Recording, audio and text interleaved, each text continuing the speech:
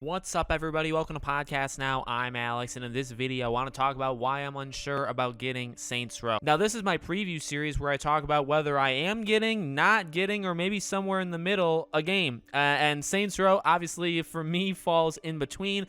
I don't take this as like the most negative thing in the world. I take this as a discussion, but I know these videos tend to upset some people. But I want to talk about kind of the split reaction to Saints Row, and I kind of have felt the same thing. So I want to talk about where I'm coming from in regards to this. I definitely want to hear from you guys, though, in the comments if you are or not, or maybe you're waiting for some sort of sale. This, to me, does scream like a game that could get a sale relatively quickly. Like by Black Friday, you may be able to get this game half off, and I feel like I'd be more enticed to get this game. So let's go over the pros of it first. Number one, and this is really outside of the actual game, is when it releases. So it releases on August 23rd, and it really, I believe this is the case to any gamer, is the first big game to kind of start this wave of the final couple months. So this year has been very up and down. We haven't had, I would argue, an incredibly big game since maybe Lego Star Wars. Maybe. I mean, again, depends on who you are.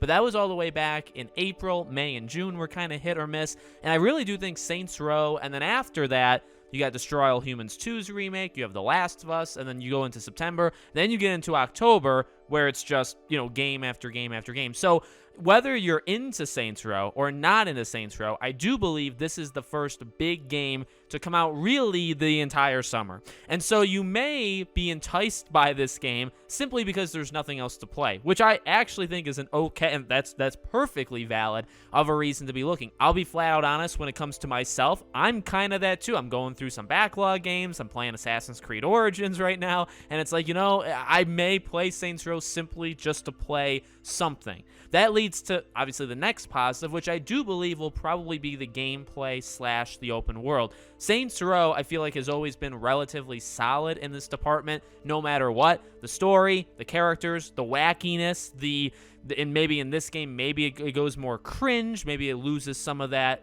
flair or, like upsetting nature kind of stuff.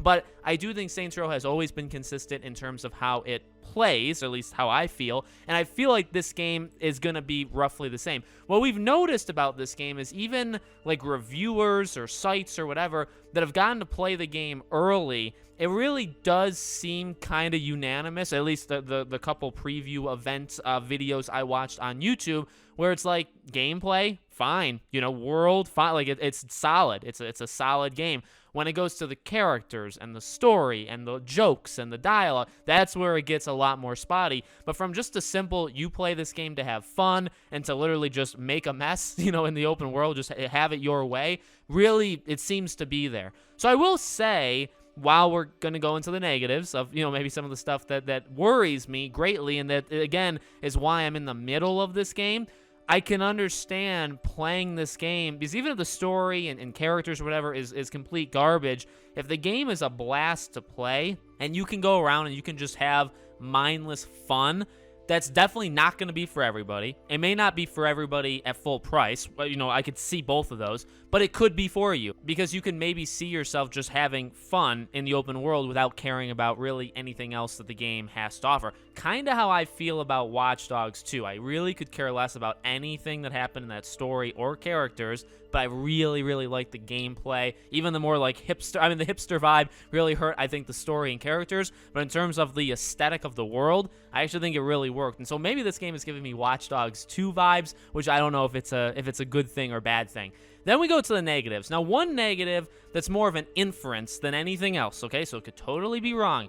The people talking about this, like I watched ACG's preview of this game. I watched SkillUp's preview of this. Those are two, I trust them pretty. They're not actually insanely like minds. Like one can like something the other couldn't, but I do trust them in terms of their genuineness, like them actually believing what they're saying, right? Being like real people, unlike maybe the Kotakus, PC gamers of the world. So in their previews, what I kind of found worrisome, mainly in SkillUp's preview, is that he pretty much opened it, and the entire, I guess, subject of the video is that this was an okay game in the 3, 4, 5 hours he got to play. Like, it was the entire time. Now, if a previewer thinks that the game is then what does that mean for the average Joe on the street? Now, I'm not directly saying, say, Skill Up is purposely holding back so to not be like blacklisted from events, but I do think there is something that goes into the psyche of any reviewer of anything or any preview of anything where you generally at least give them the benefit of the doubt. So again, this is more of an inference than literally anything. We will talk about the specifics in a second, but I kind of get the feeling that considering this game has always been looked at as it's okay, it's fine in terms of trailers, they look fine, the gameplay, you know, like when you get those kind of responses, and then when you get people that preview the game, and the best they can say is, it's solid, or like, maybe I'll like it by the end. Again, I'm not going after them. I'm saying that's not necessarily the best review or like glowing praise for the product. You know, does that make sense? Hopefully that makes sense to you guys watching at home. Now, in terms of the negatives, is pretty much, I would say, the story, characters, dialogue, things like that. That really seems hit or miss. It's something that people have pointed out since the very beginning. You have the whole woke versus not woke, you know, argument. There's definitely been that argument, right, of whether they're dropping being more edgy on purpose, the story elements that they're going to do on purpose. You could argue.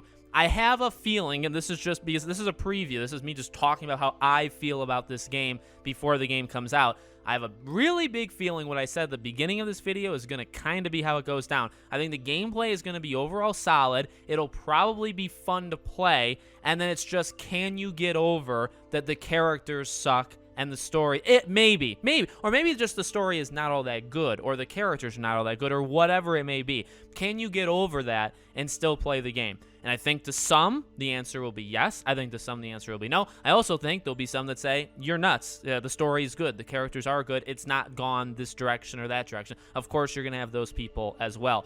That's just the main thing that really jumps out to me. Now, the one final thing I should say is I like Saints Row, okay? Saints Row 3, I think, is a really good game. I know it's not necessarily everybody's favorite Saints Row. I feel like it's my favorite Saints Row game, but I'm not a diehard, okay? I can be won over, I feel like, pretty darn easily. I'm not, like, attached in any particular way to the past locations or characters or story. I'm really not. I look at Saints Row really from the lens of gameplay and just destruction and just, you know, kind of wildness. I guess that the jokes and the humor and that kind of stuff, the edginess, that does make up the DNA as well of what I think of as Saints Row. So if those things are missing, which I think some of them will be, but not all of it, you know, what does that do to an individual? So in my book, from where I'm standing, I'm very unsure about it. I lean towards potentially getting it because of when it's releasing.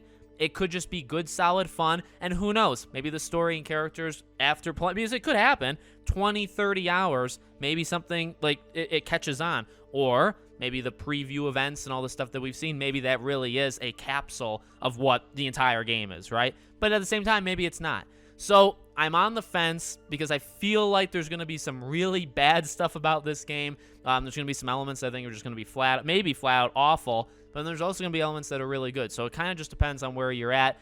Again, I don't know, man. If this is a game that drops like in sale and stuff really soon, I'm going to feel very stupid about myself, you know, if I buy the game at launch and then within a month it's on sale. You know, like, if it is that game. It may not be, but if it is a game that in a month and a half, I can get it for $30 and I just spent $60 day one full price, I'm going to be pretty upset because it's like, well, I'm kind of on the fence, but I'm going to do it anyway. I could have just saved money if I waited like 1 month. So we'll see what happens, but let me know what you guys think in the comments. Make sure you guys are subscribed and have the bell icon turned on so you know when all these videos go up. I will be covering this game whether or not I get it. I guess there should be videos on the channel on Saints Row, so we'll keep this train going and see where it takes us. If you guys want to follow me anywhere else, all my social media links are in the description along with our Patreon. Thank you for watching, and I'll see you all on the next one.